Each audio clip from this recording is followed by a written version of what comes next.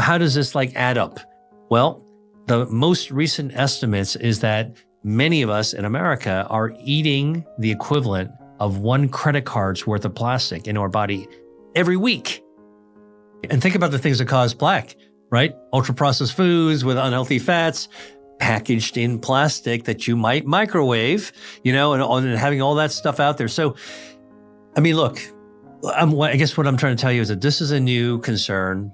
A few other maybe data points that might be helpful for your listeners to say before. I always try to take people's anxiety down when we talk about stuff like this, but I think there's a few more points that are worth floating out there because this is all relatively new discoveries and research about us. Like earlier, we were talking about the discoveries that are positive. Like, okay, let's be fair. There are some things that we should be alert about, and microplastics is one of them. We're now able to measure microplastics in your bloodstream.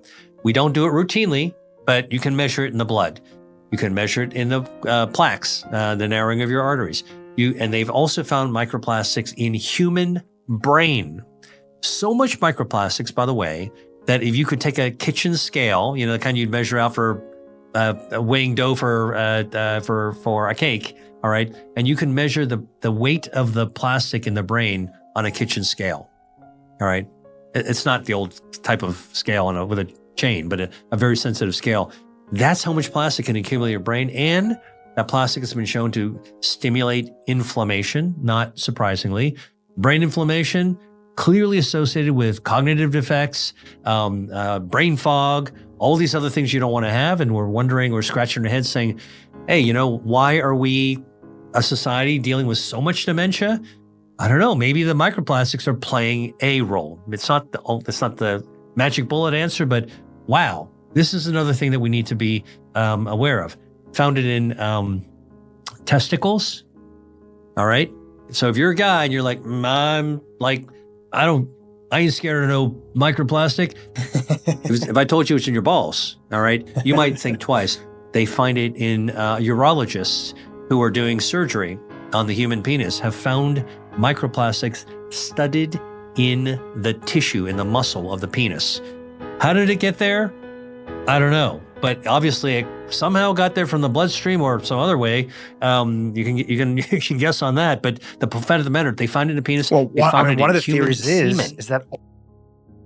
Imagine biting into a crisp, juicy apple, its sweet tang bursting on your tongue, only to wonder if something invisible and unwanted hitched a ride into your body. Dr. William Li, a world-renowned physician and scientist, has spent years unraveling how the world around us impacts our health in ways we often overlook. Today, he is here to share life-changing wisdom about avoiding environmental toxins, especially microplastics, those tiny, insidious particles creeping into our food, water, and air. These fragments, often smaller than a grain of sand, are not just a distant environmental issue. They are in our bodies, and the stakes for our health are real. Estimates suggest many people ingest the equivalent of a credit card's worth of plastic every week, about 5 grams of microscopic debris. This is not about fear. It is about empowerment, about taking simple, practical steps to protect yourself and your loved ones.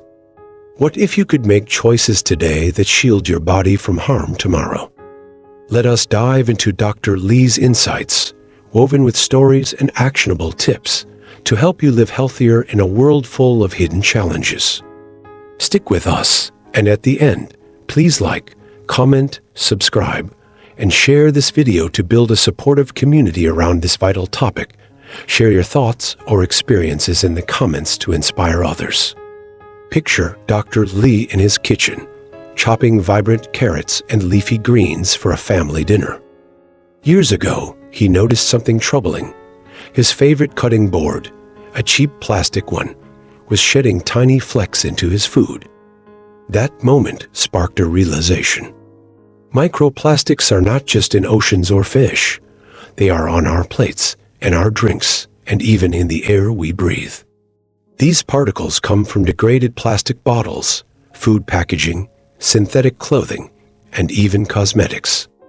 They slip into our bodies through ingestion, inhalation, or even skin contact. Why does this matter? Because research is beginning to show these particles may disrupt our hormones, burden our immune systems, and even lodge in our organs. But here is the good news. You do not need a science degree to fight back. Dr. Lee emphasizes that small, intentional choices can dramatically reduce your exposure. Start with your kitchen. Swap plastic cutting boards for wood or bamboo. Feel the smooth, natural grain under your knife instead of worrying about invisible plastic shavings. Use glass or stainless steel containers for leftovers, letting the cool, clean surface preserve your food without leaching chemicals. What is one swap you could make in your kitchen today to cut down on plastic? These changes are not just practical, they feel good, like reclaiming control over your environment. Now, let us step outside the kitchen and into your daily routine. Think about your morning coffee, steaming in a plastic-lined to-go cup, or water sipped from a bottle left in a hot car.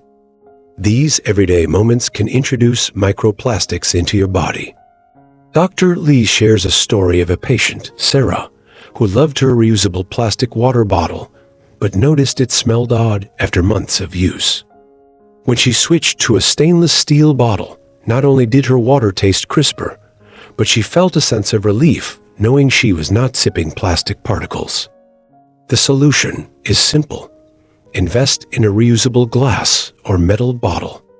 Carry it with you and picture the clear, pure water inside, free from the chemical aftertaste of plastic. Another tip: when shopping, choose fresh produce over pre-packaged options. Imagine the vibrant reds and greens of loose tomatoes or spinach in your cart, untouched by plastic wrap. These choices do more than reduce microplastic exposure. They connect you to the natural world, making every sip and bite a little more intentional. Have you ever noticed how much plastic surrounds your groceries? Try this. Next time you shop, bring a reusable cloth bag and pick one item to buy package-free. It is a small step, but it feels like a victory. Clothing is another surprising source of microplastics. Your cozy fleece jacket or stretchy yoga pants might be shedding tiny synthetic fibers with every wash. These fibers end up in rivers, oceans, and eventually our food chain.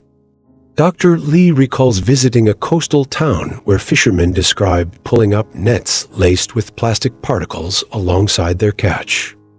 That image stuck with him, a reminder that our choices ripple outward. To tackle this, wash synthetic clothes less often and use a cold, quick cycle to minimize fiber release. Better yet, invest in natural fabrics like cotton, wool, or linen.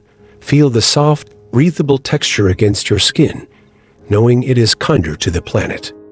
You can also add a microfiber catching bag to your laundry routine, trapping those sneaky particles before they escape down the drain. These steps are not just about avoiding toxins. They are about aligning your daily life with a healthier, more sustainable world. What is one piece of clothing you could swap for a natural alternative? Share your ideas in the comments below. We would love to hear how you are making these changes. Beyond the home, the air we breathe carries its own invisible threats. Microplastics have been found in dust, floating through cities and even remote mountaintops.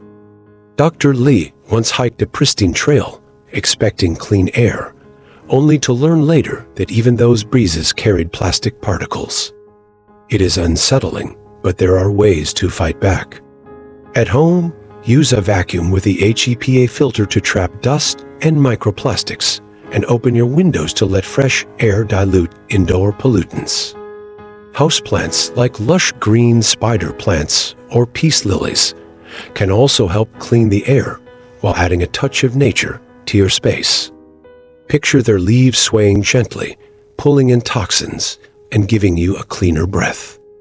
Outside, advocate for cleaner environments by supporting policies that reduce plastic waste. Every vote, petition, or conversation you have helps. Ask yourself, what is one way you could bring more fresh air into your life, literally or figuratively. These actions are not just about avoiding harm. They are about creating a space where you and your family can thrive. Let us talk about food and water, the building blocks of your health. Tap water can carry microplastics from aging pipes or treatment processes, but you can take control. Dr. Lee recommends a high-quality water filter, like a reverse osmosis system, to catch these particles. Imagine pouring a glass of water so clear it sparkles, knowing it is as pure as it looks. When it comes to food, choose seafood wisely. Smaller fish like sardines or anchovies tend to have lower microplastic levels than larger predators like tuna. Picture a plate of grilled sardines drizzled with olive oil, their rich flavor untainted by hidden plastics. Eating organic can also help, as it reduces exposure to pesticides and plastic-based fertilizers. These choices are not about perfection. They are about progress, about making your body a safer place to live. What is one food or drink choice you could tweak to reduce your exposure to toxins? Try it this week and let us know how it feels in the comments. This journey is not about overwhelming change, but about small, meaningful steps that add up. Dr. Lee's wisdom reminds us that avoiding environmental toxins like microplastics is within our reach. Every glass bottle you choose, every natural fiber you wear, every fresh vegetable you pick is a vote for your health and the planet's. Think of it as a partnership with yourself, your community, and the world around you. Start today. Pick one tip from this video and put it into action. Maybe it is swapping a plastic container for glass or trying a microfiber catching laundry bag. Feel the empowerment of that choice, the way it grounds you in a cleaner, healthier life. We are all in this together, and your actions inspire others. So please, like, comment, subscribe, and share this video to build a community of people who care about living better. Drop a comment below with your favorite tip or a story about how you are reducing toxins in your life. Your experience could spark someone else's journey. Let us keep this conversation going and make health a shared mission.